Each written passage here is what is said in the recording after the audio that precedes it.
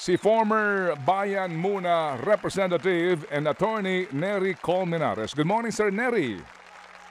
Hi, good morning, Ted. Good morning, Cha. Good morning po sa lahat ng mga viewers at listeners ninyo. Good morning, Attorney Nery. Nice to see you po. Ah, Happy Monday. yes po. Attorney Nery, even And happy before... birthday. Uy, oo nga, belated happy birthday po last week, Ay, Attorney salamat. Nery. Oo. Oo. So ito, Tumatanda na.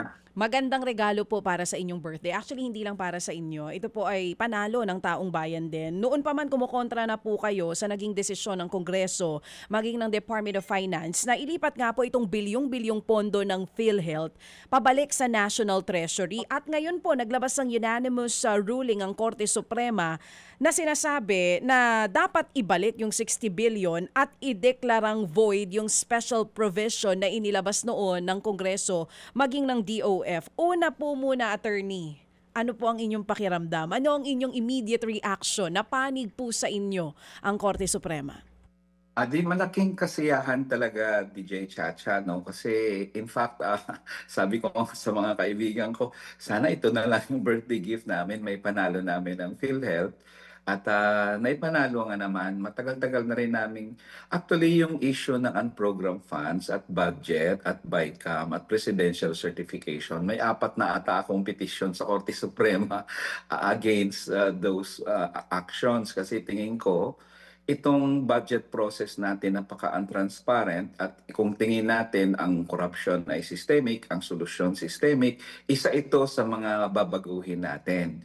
In any case, ang isang resulta niyan, as expected ng marami dahil untransparent ang budget, yung Section 1D, ang special provision dyan sa GAA.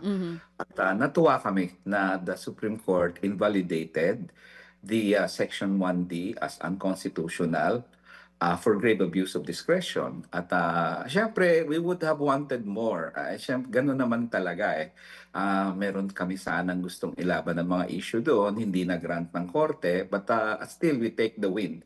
And we will fight another battle someday para doon sa ibang issues na sinasabi namin. Aside from that, yun pong binabanggit nyo na Special Provision 1D na isang rider na even before sinasabi nyo po ay labag, meron din po silang binanggit tungkol doon sa pagkuha, tungkol po doon sa nataliwas yung Universal Healthcare Act at yung sin tax laws doon sa bagong provision na inad po nila last 2024. Yes, tama. Ang una, tatlo kasi ang rason bakit in-invalidate ang 1D. Ano ba ang 1D? Ang sabi lang naman ng 1D, na bagong pasok yun, BICAM lang pinasok yun, yung reserve funds ng mga GOCC, halimbawa 100 billion ang reserve fund, ay ibaba mo sa reasonable level. Halimbawa, tingin nila ang pinaka-reasonable doon 60 lang, 60 billion. Pagkatapos mong ibaba, yung natira, yung 40 billion na tinanggal mo sa reserve fund, ay pwede mong gamitin para doon sa program appropriations. Yung mga proyekto nilang nilalagay sa UA. No? Yun ang 1D. So, challenge yun. At ang sabi ng Korte Suprema, unconstitutional yun, one, for violating the provisions sa Constitution ng rider. Ibig sabihin ng rider, may pinasok ka doon sa batas na walang kinalaman sa batas. In fact, it amended other laws like yung UHCA, yung sin tax laws at iba pa. Yung pangalawang dahilan, ang sabi ng Korte Suprema, it violated Article 625 9 na nagsasabi na ang any appropriation di mo pwedeng i-transfer maliban na lang kung ang presidente, ang Korte Suprema, etc. ay mag-realign ng savings. Tingin ng Korte Suprema, violate din yun kasi ni-realign eh. At pangatlo, yung issue ng ano nga ba yung pangatlo? Yung for special purpose funds. Ang PhilHealth ay special purpose fund, nilaan yon for a special purpose, ginamit nyo sa kalsada, sa tulay, kung ano, di biglang violate nyo ang special purpose provision ng Constitution. So that's the reason bakit in-invalidate ang 1D. Yung iba pang issue ni-raise ng bayan muna, at least kami ang nag-raise noon kasi ay hindi na-grant ng korte. Yung sa Presidential Certification of Emergency ito, na kung saan sinabi namin na dapat void yung presidential certification sa budget kasi wala namang emergency or calamity. At Mm. pangalawa, isi-certify mo ang budget, di parang senior cut mo ang buong proseso. Kaya sila nakakapasok ng insertion kasi minadali na yung budget dahil urgent daw. Mm. Eh, bakit mo madaliin? January 1 pa naman yun next year. Kahit anong madali mo dyan, hindi maging effective yan, January 1 na yan. No? Ang isa pa naming prayer sana doon, mag-guidelines ang Korte Suprema doon sa BICAM. Mm. I-invalidate ang ano ng BICAM at sabihan ng Korte Suprema, hindi kayo pwedeng mag-insert. Harmonize lang kayo ng disagreeing provision ng dalawang bills. Hindi ka, ang sabi ng Korte Suprema naman doon, may isang kaso kami, may ibang kaso kami on this issue, doon namin sasagutin yon. Mm. So, Mm. basically, yun ang tatlong major points doon sa decision at least win na yung pag-invalidate ng 1D. Bukod dun sa pag-invalidate sa 1D, sinasabi din po ng Korte Suprema na ang Kongreso cannot repeal or alter substantive laws through the GAA. Moving forward, Attorney, paano ito? Parang anong mensahe po nitong desisyon na to ng Korte Suprema sa Kongreso natin? Because I remember during the time na nangyari po ito, isa kayo sa nagsasabi na hindi yan pwedeng gawin ng Kongreso kasi baka maging precedent sa mga susunod pa na pwede nilang gawin na budget. Yes, maganda yung point na yun, DJ Chacha. Yung sinabi ng Korte Suprema, wag nyo nang ulitin ha. Kaya, kasi ang isang rason doon, yun nga, nagra-rider kayo, pinapasok nyo sa GAA, yung mga kung ano-ano na mga bagay-bagay. At pangalawa, ang ginawa nila, sabi ng Korte Suprema, inaamyendahan yung ibang batas, hindi dapat ang GAA para sa GAA. Kung gusto niya amyendahan ng isang batas, syntax law, ayaw niya na ang syntax law pupunta sa PhilHealth, edi magpasa kayo ng batas nyo. So, klaro na ngayon yan. Huwag nyo nang ipasok sa GAA yung mga gusto nyong gawin. Pangalawa, syempre, ang sinabi ng Korte Suprema, maganda naman doon na ang batas dapat hindi nagva-violate ng people's right to health. At yung right to health dyan, kasasabi niya, dapat mag-i-endeavor ang gobyerno towards fulfilling the right of the people to health, accessible health services and goods. Hindi ito, alam namin, it's a process, endeavor lang naman ang term. Pero the moment na pabalik kayo, hindi towards the goal, kundi against the goal, ay yun ang violation. So magamit din namin ito in future cases na nag-violate ang isang batas o ang Kongreso, ang gobyerno ng right to health. So very important yun, no? And I hope hindi na uulitin ng Kongreso to. Pero you know what? Hindi pa transparent yung budget natin. So may laban pa to. Hindi pa ito tapos despite the Supreme Court decision. Oo. Sabi niyo po sana hindi na ulitin ito ng Kongreso. Sinasabi ng Korte Suprema, may grave abuse of discretion. So, ako po personally, ang tanong ko dito, malinaw sinasabi ng Korte, it's unconstitutional pero natuloy pa rin yung paglipat ng pondo. Meron po bang mananagot na pinilit pa rin po nila itong gawin kahit na ba alam nila na hindi naman talaga po pwede? Well, una muna, ang sabi ng Korte Suprema, yes, grave abuse of discretion. Therefore, isoli nyo. Ang tama yon, agree kami doon. Hindi pwedeng hindi isoli. No? Hindi siya katulad ng isang kaso namin dati, 2013, 2014, na kung saan pork barrel at DAP yung aming challenge noon. Naipanalo naman namin, pero ang sabi ng Korte Suprema at the time, operative fact, nagawa na yung tulay. So ano mang gagawin natin diyan, 'di ba? Huwag niyo na lang ulitin, 'di ba? So yun yung maganda doon na sinabi ng Korte Suprema, ibalik niyo. Yung nag-agree ako kay Cardinal Ambo David nung sinabi niya na bakit igaapa? Hindi parang, 'di ba? In the first place contingent pa 'yon. Ipasok niyo sa GA. Pangalawa, pwede bang isoli? Ako naman tingin ko correct siya at nagsabi naman ng gobyernong isoli nila Nag-commit naman si President Marcos na ibalik namin to. May mga savings naman tayo dyan So, ayun pala di sana pinasoli muna. Ngayon, nandyan na yan. Yun ang desisyon ng Korte Suprema. Halongkatin muna natin bago ang lahat, bago natin igaayon. Saan nyo ginastos yung PhilHealth Fund? I-account nyo nga muna yon. Anong tulay? Pangalawa, gusto naming malaman at sana naman Korte Suprema mag-require pa nito. I-account nyo nga yung unprogrammed fund na nagastusan nyo. Yung ginastos nyo to prove na hindi nyo na kayang isoli ngayon. Di ba? Although tingin ko parang hindi sila nagki-claim na hindi nila kaya kasi nandyan lang yan eh. Isoli mo, huwag mo nang gastusin. O Oo. hindi na kailang hintayin yung GAA. But in any case, doon mangyayari ang mananagot. Ang punto ng isang petisyon nila Justice Carpio was this. May ano yan, may technical malversation at the very least or plunder even. At ang sabi ng Korte Suprema lang doon, walang ruling ang Korte Suprema doon. Ang sabi niya lang, hindi ito ang proper remedy, yung certiorari. Iba criminal case ito eh. So buhay pa yan. At tingin ko dapat may managot doon. Okay. May bad faith yun eh. May bad faith talaga yun eh. So, Matagal na bang kinikriticize ang unprogrammed operation, yung kanilang mga pagpasok ng... Actually, may isang provision pa dyan sa unprogrammed appropriation na questionin, gusto namin questionin. But in any case, dito muna tayo sa 1D, pinasok nyo. Nung pinasok nyo, marami na yung nagreklamo. Conscious kayo doon. In the second place, nag-file na kami ng petition sa Korte Suprema as early as August. August pa lang nandun na kami. First tranche pa lang naman ang na-release nila. Yung second and third. O di sana hindi nyo na ginastos yun, may petition na. Later, nag-TRO ang Korte Suprema. Nag-file ang bayan muna October 27 ata ng motion for TRO. Ginrant ng Korte October 28 ata. O di alam nyo na, ba't nyo pa ginagastos yung mga na...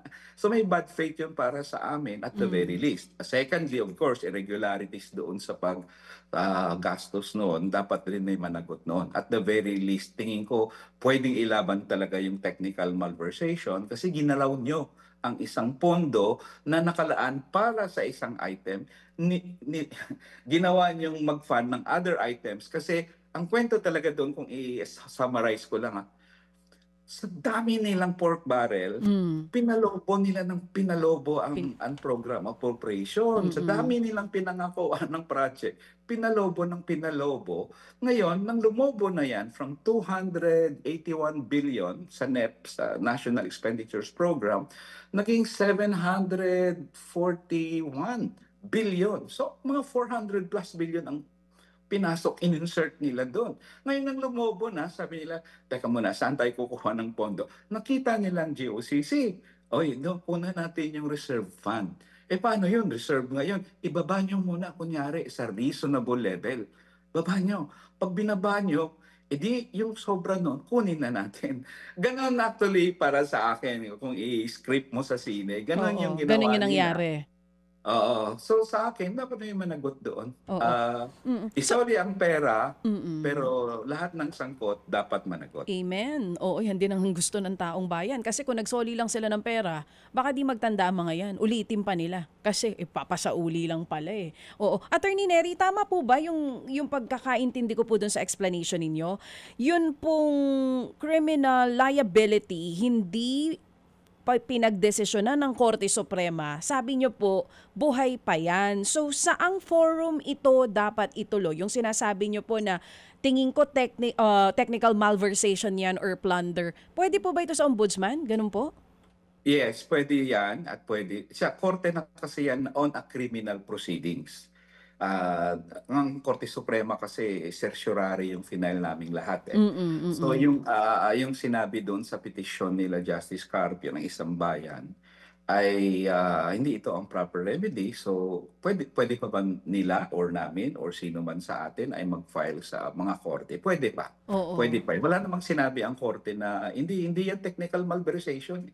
Ang sabi niya lang, maghanap kayo ng ibang remedy, huwag dito. So yeah, buhay yun. Buhay na It can buhay be ito. rectified. Oo, Yes. so hindi pa kami nawawalan ng pag-asa kasi nung lumabas yung decision, sinasabi, walang criminal liability, pinababalik lang yung pera. Pero even ikaw po, ang pagkakaintindi nyo dun sa naging desisyon ng korte, hindi pa, buhay pa ito, pwedeng dalhin to sa ombudsman at mapanagot kung sino yung mga may kinalaman kung bakit nakuha yung pondo ng PhilHealth. Yes, tama ka, Cha. At sana wag kang mawalan ng pag-asa kasi the moment na mawalan tayo ng pag-asa, hindi na tayo lalaban. Hindi na natin mabago ito. So, I know the frustration of everybody, kahit ako nga. But,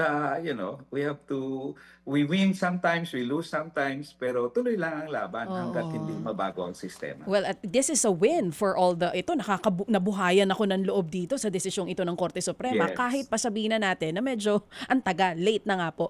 Ito po bang naging desisyon na ito, kasama po ba dito yung sa PDIC funds? Mas malaki po kasi yun 107 billion pesos. Automatic Yan, na po ba iyon? yan ang aking posisyon, hindi na banggit. We raised it sa Bayan Muna petition, we raised PDIC. Doon sa Memorandum of Arguments, we also raised PDIC. Pero wala doon sa desisyon. Ako, ang position ko dyan, of course, since ang 1D ay na-nullify for being unconstitutional, everything that stems from it Yes. is also void. Yes. At yung nag-stem from 1D, ibig sabihin yung basis o otoridad na nagsabing ilipat mo yan, ay unconstitutional. Yung utos sa PhilHealth na ilipat mo yan is void. Therefore, yung utos din sa PDIC na ilipat mo yan is void. Yung kinaiba lang ng PDIC kasi for two reasons. Hindi ko masyadong naririnig ang PDIC. At pangalawa, syempre, yung issue ng health kasi ibang bagay yun eh.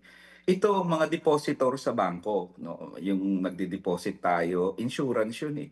Na pag may nangyari, may bank run or may something na nangyari, na bankrupt yung bangko, may insurance ka, nababayaran ka doon sa deposito mong nawala. Importante ba yan? Ba, importante din yun. Kasi savings mo yun eh. Nandun lang yun, tapos nawalang bigla, maano ka ngayon, di ba? So, that's an issue that we may raise. Kami sa Bayan Muna at least, pwede naming i-raise yan in the future or even, in this case. Tingnan namin yan. Opo, parang attorney, no, parang siguro ho, kumbaga sa interpretasyon ng ninyo, ipso facto, kasama dito itong Republic Act 3591 creating the PDIC. Kasi sabi ng Correct. Supreme Court, ang isang GAA, hindi ka pwedeng isang provision lang, ang dami mo nang inamyendahan na batas, di po ba? Parang Correct. dito po, it's understood na automatic, lahat ng kinalikot ninyo na mga pera na mayroon po namang kaukulang batas na pinaglalaanan specific, ay illegal. Ganun po yun, attorney. Correct yan, Ted. Tama yon. So, hindi man siya nabanggit, we go to the basic principle. Yung binanggit mo kasi is a principle eh. Na invalidated na yan eh. So, bakit maging valid yan? Kaya ang next step ko dito, ang next step namin dito ay of course, halongkatin sa gobyerno, saan nyo ginastos yung 60 billion muna, kung hindi nyo na masoli, pati saan program appropriation. Pangalawa, ang PDIC. I-inquire namin saan nyo Opo. ginastos yung 110 billion ang total nun eh. 110 billion na kinuha niya. Mas malaki sa PhilHealth. Opo. 89.9 billion lang yung PhilHealth, 110 billion si PDIC. Saan nyo rin ginastos to? And para sa akin, kung may irregularities din sa gastos nun, kasama yon. Kasama talaga yun sa mga kaso na isasampa. Opo. Alam niyo ho, Attorney Nery, PhilHealth and PDIC, ito kasi ngayon ang hindi siguro po na pagtatanto ng marami na double whammy na naman tayo dito eh. Unahin natin tong PhilHealth. Ang House ngayon ipinagmamalaki na hindi, ibabalik namin yung pera ng PhilHealth sa pamamagitan nitong provision sa GAA for 2026. Opo, ang tanong dito, sandali lang, pera nyo ba yan personal na ibabalik nyo? Kasi lumalabas ngayon, attorney, tama ho ba ang analysis na, okay, DBM, DPWH, saan nyo ba ginamit yung pera parang pangkalusugan ng mga Pilipino? Saan? Saang proyekto? Yan bang proyektong yan hindi kinurakot? Kasi ang sinasabing, ibabalik namin yung pera ng PhilHealth, nangangahulugan na ilalagay pa rin sa budget na ang pagkukunan, pera pa rin natin. Correct. Correct yan, Diba, Ted. attorney? Ano ito? Ang yabang-yabang nyo, hindi ibabalik namin yung pera. Saan nyo kukunin yung pera? Pera nyo ba yan? Pera din namin na ibabalik nyo sa amin eh. Parang ganun po yan, di ba, attorney? Tama, tama. So yun yung in fact ang complaint ni Cardinal David, 'di ba? Na parang kinuha niyo sa kabilang bulsa eh. Kukunin niyo naman, nahuli kayo, nabisto kayo, tapos sabi niyo, sige, kukuha kami sa kanang bulsa niyo para parang ganun, 'di ba? So Mm. yeah, I guess at hindi dapat yun pangalandakan kasi nahuli ka eh. Tapos ipapangalandakan mo pa ng pinapasoli sa'yo. So yeah, I agree with that. Kaya maganda na may desisyon ng Korte Suprema na ibalik nyo, unlike of course yung sa pork barrel dati. Mhm. Operative fact na yon, doctrine. Dito, sabi ng Korte Suprema, hindi applicable dito, soli nyo. Kaya lang, yun nga sa GAA, at sana Opo. naman ay... Pero i-insist pa namin na isoli ng executive kasi hindi pa kami matunawan doon eh. Sabi, Opo. kasi Oo. pa-account namin at Yes the sir, very yes least. sir. Palagay ko po doon dapat magsimula ito, no? Sa kung nagmamalaki itong Marcos administration ng transparency, accountability and good governance, saan nyo dinala pera ng bayan? Dito po sa PhilHealth funds na ito, pati ho ang PDIC kasi attorney, ito pong 107.23 billion. Ang perang ito ay nalikom ng PDIC. Ito po kasi ay isang korporasyon na nangongolekta ng mga, kumbaga parang premium po ito na nanggagaling sa mga bangko. Ano po, lahat po ng mga bangko ay nag-aambag-ambagan dito, pribadong bangko man o state-owned na mga banks na nagko-contribute sa PDIC para pag may na-bankrupt na bangko, may pagkukunan ng insurance. Kung ginasta mo ang pera ng PDIC, so saan mo dinala yung pera? Pera ito ng korporasyon din eh. So tayo din mag-aambag-ambagan para bayaran din yung PDIC. Di ba ito malaking insulto sa atin? Corrected. Tayo ngayon ang magbabayad dyan. Gobyerno meaning. Kasi parang pabagsakin mo ba ang banking system just because kinuha yung 107 billion, di ba? Mhm. Tama yon. At sa akin, yung premium na yon na binabayad ng mga bangko, technically galing din yan sa depository. I'm sure sinisingil yan sa atin Mm. as cost, di ba? So, at ang involved na dito is yung private yung mamamayan na pribado di ba? Mm. So, bakit nyo kinuha yon para sa paborito nyong tulay at flood control project? Technically nga, hindi nyo pera yun di ba? Mga Mhm. premium. Pero Mhm. dito tayo babalik, bakit insurance yung target nila? Kasi tingin nila, yung reasonable na level lang daw ay yung kailangan mong gastusin. Hindi nila kinonsider yung contingent liability test. Yung pag nangyari yung event na yon, may pambayad ka, di ba? Mhm. Hindi ka kakapusin. Lahat, sabi ng Korte Suprema sa desisyon, lahat ng insurance scheme, yung lifeblood niya ay yung premium. Mm. Kasi pambayad mo yan just in case may mangyari. Halimbawa sa PDIC, halimbawa may bank run, may pambayad ka. Opo. Ngayon, tinanggal nyo yan kasi hindi naman ginagastos yan wala namang nangyayaring liability. Kung mangyari, di ba? Yun Opo, yung sabi opo. ng Korte Suprema. At pupulutin talaga tayo sa kangkungan. Kasi wala silang pambayad Kinuha nila yung pondo na yon, so kapos yun. Therefore, sa PDIC, I really hope na magkusa muna kasi hindi na decide ng Korte Suprema. Magkusa muna ang gobyerno na ibalik nyo rin yung 110 billion ng PDIC bago kayo kasuhan namin na naman ulit, di ba? Opo. So sana para ma-avoid na natin yung mahabang kaso, kusa na kayong ibalik kasi hindi nyo pera yan. Bakit nyo gagastusin sa kung Opo. ano-ano yung pontong yan?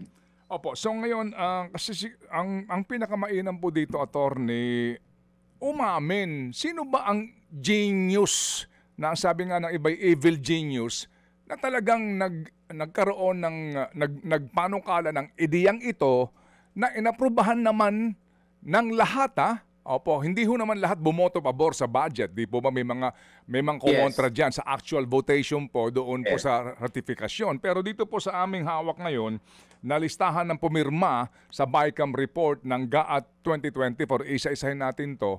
Sino Yes. ba ho? Sino ang responsable? Sino ang nag-isip nitong provision na ito na pinanggagalingan po ng lahat ng problemang ito? Yes, but actually, personally, syempre hindi ko alam. Yan ang isang hiningi ko sa Korte Suprema. May parameters kayo sa BICAM. Mano ba namang may transcript yan? Para alam natin kung sinong genius yung nag-insert niya. Sino nag-insert niya? Sino nag-insert ng 1 billion project doon sa Bulacan? Sino nag-insert? Walang transcript yung BICAM, Ted eh. Hindi namin ma-access yan eh. So sana, yun ang hiningi ko ng bayan muna doon sa petisyon namin. At sabi naman ng Korte Suprema, hindi, teka, may kaso pang isa niyan. Doon namin desisyonan yung actions ng BICAM. So, yeah, hindi ko alam, Ted, kung sino nag-isip niyan. Actually, sino ba sa kanila?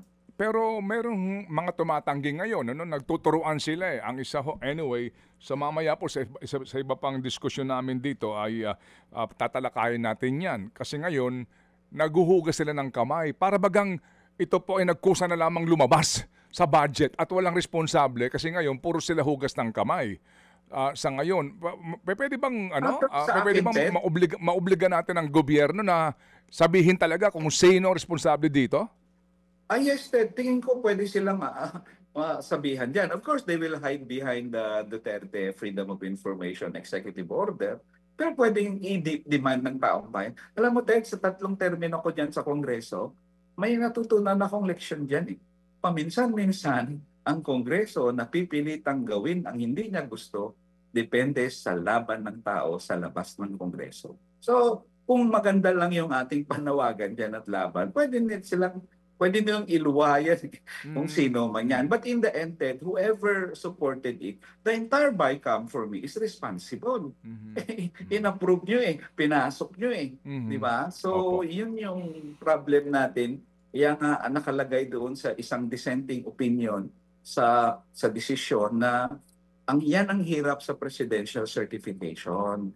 Kasi pinapasok, minamadali nyo, nakakapasok tuloy, hindi mas scrutinize ng Kongreso kasi second and third reading isang araw lang, ilang minuto lang third reading na. Hindi ko pa nga nung nandun ako, hindi ko nga alam kung anong amendments eh. Kasi ang dami nilang amendments, sinusulat-sulat ko pero hindi mo na matandaan yan. Kaya minsan ang inaaprubahan ng third reading, itong tingin ko sa GAA at probably other laws, hindi yun ang tunay na tinransmit sa Senado. Marami ng changes doon. Kung suyurin mo lang ang journal, maraming changes doon na pinasok dahil hindi na namin masundan ang second and third reading. Pero inapprove yan ng BICAM, therefore may responsibility ang BICAM. At siyempre, yung mga bumoto rin dyan, in a sense, bakit nyo inapprove? Hindi nyo na inaral yung mandate? Hindi niya ba nakita yun na isang batas nyo na pinasa namin sa Kongreso, bina-violate nito? Hindi namin alam na nakalagay ang Constitution sa aming rules of the House of Representatives. Violate namin ito. Ganon yung issue doon eh.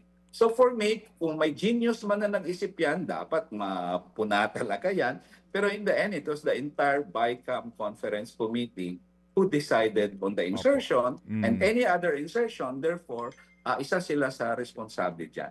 Sige po. So, sa ngayon, ano po ang balak po ng inyong grupo dito po sa ating mga napag-usapan na ito? Na kumbaga, pasalamat man po tayo. Ito ho, di ba, ito po unanimous decision, right? Yes. May concurring and dissenting but on separate opinion pero unanimous sila dito. Okay. So, ano po ang balak po ninyo? Dito po sa pagkaklaro pa po sa ilang pong mga bagay na kanin nyo po, baka na naman, di ba? Dahil hindi kasama dito, alam nyo na ho, marami pong mga genius, evil nga lang sa gobyerno na gusto ho talaga pong sakmalin tong ating perang pinaghihirapan para ho natin maiklaro ito. Ano pong next mo po ninyo, Congressman, Attorney? Una muna sa kasong ito kasi hindi natin alam kung mag-MR si Solgen, no, ang gobyerno, mag-MR sila. So laban na naman ulit 'yan pag mag-MR. Ang pangalawa, kasi may kaso, tapos na yung kaso in the end, in a sense, susulat talaga kami sa executive. Yung sinabi ko kanina, paki-account niya. Kung ano ito. And I hope they have the courage naman to tell us, i-account nila kung saan ginastos yung PhilHealth at anong mga proyekto ang pinagkagastusan. Ni-raise kasi sa Korte Suprema yung Panay-Guimaras Negros Bridge. Pinondohan na yan. Tapos nag-allocate pa kayo dyan ng unprogrammed fund ng PhilHealth, dalhin nyo doon sa taga Negros ako, Ted, eh. Taga Ilonggo ako. So, wala naman ako kitang tulay dito, eh. Ipinondohan na yan ng Korea ng 741 billion. Tapos meron pa kayong ganon, kinuha niya pang PhilHealth. So, accounting yan kung saan niyo dinala. And pangatlo, isusulat ko rin yung PDIC. Ano bang plano niyo dito? Magkusa ba kayo? Na isoli yan? Kasi depositors katulad namin yung ang mga apektado dito, eh. Bakit dinala yan sa paborito nilang tulay o flood control, di ba? At syempre, yung pag-aralan ngayon, yung mga possible cases na i-file after this case. Yun lang, Ted, kadami naming kaso. Kaya sana naman, magbabantay kami, tayong lahat, magbabantay sa budget. Pero itong 2026, palaisipan to, Ted, kasi tumatagal ngayon ang budget. At ang hinala ko dyan, nagtumatagal sila kasi hindi sila nag-agree. Meron silang disagreement. Baka naman sabihin nila later on, yan talaga ang kailangan ng presidential certification kasi tumatagal. Pero tumatagal yan for some reason. At ang tingin kong reason dyan, nang tinanggal nila ang flood control projects doon sa GAP, sa House, tinanggal, dinistribute yan sa mga members na kung ano-anong mga siguro mga project na naman nila. So technically, hindi siya nawawala eh. Parang sabihin nila, walang flood control, wala na, okay. Pero actually, pork barrel pa rin eh. Ngayon, tingin ko ang Senado may ibang plano kung saan gagastusin yung na-save sa flood control project na 255 billion. So, tingin ko doon sila nagsastymie. So, in any case, hindi sila dapat ma-stymie doon. Dapat yung flood control project na sinave nyo dahil hindi kayo naglagay ng pondo dyan, gastusin nyo yan sa mga basic social services ng mamayan, diretso. Yun ang ayaw ko sa pork barrel, Ted. Nag-file ako dati ng isang bill sa Kongreso na itanggalin yung pork barrel noong panahon ni Napoles yan. Ang sabi nila, Mary, ilang kaibigan ko, Mary, bakit? Ayaw mo ba ang pondo pumunta sa tao? Sabi ko, pareho tayo dyan. Dapat ang pondo diretso sa tao, huwag nang sumabit pa sa bulsa ng mga politiko. Yun naman ang essence. So, idiretso na yan. Huwag nang dumaan sa kung sino-sino, kung sen o whatever para pumila sa medical assistance. Diretso niya yan sa ospital. Dapat, pag mahirap ka, punta ka sa ospital, mahirap ka, sabihin sa'yo, oh, go, libre ka na, libre gamot, libre pagamot, hindi na dumaan kahit kanino. Yan ang ungkatin namin sa budget sa 2026. Okay, sige po. So salamat po na marami, Attorney, at hindi pa ho tayo tapos sa laban na ito. Attorney Nery, thank you for your service, sir. Maraming salamat po. Thank you. Dati pong kinatawan ng Bayan Muna Party List, Attorney Nery Colmenares. Mga kapatid, brothers and sisters, saan ka pa? Dito na tayo sa totoo. Dito na tayo sa True FM. Mga kapatid, mag-subscribe and follow po kayo sa social media accounts ng True Network PH. Yan po kami. Hanapin nyo lang True Network PH, Facebook, Instagram, YouTube, TikTok, and podcast. Mapa Apple or Spotify man yan, mahahanap nyo kami. Lahat ng mga napapanood at napapakinggan nyo po sa programa, nasa social media accounts namin yan. So, paano mga kapatid? See you sa social media! Ito tayo sa totoo, tunay at tapat.